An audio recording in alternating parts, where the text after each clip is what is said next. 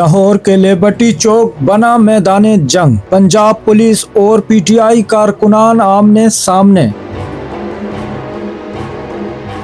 एक बड़ी खबर इस वक्त लाहौर के लिबर्टी चौक से, जहां हालात यकदम काबू से बाहर हो गए। लिबर्टी चौक पर जमा पीटीआई कारकुनान पर पंजाब पुलिस ने धावा बोल दिया। मौके पर शदीद बदनज़मी, भगदड़ और झड़पों की इत्तलात है। एक तरफ केपी वज़ीर आला सुहेल आफरीदी लाहौर में आवाम के दरमियान मौजूद हैं और दूसरी जानिब पुलिस और कारकुनान आमने सामने आ गए।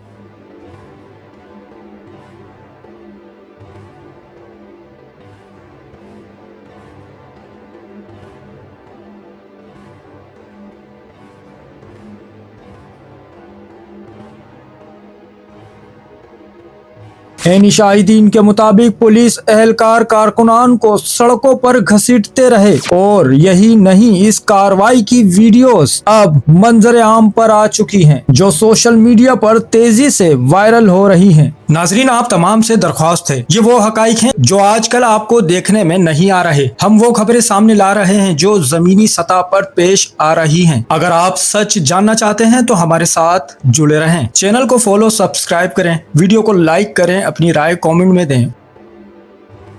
चैनल को सब्सक्राइब करें, फॉलो करें, वीडियो को लाइक और शेयर करें। शुक्रिया।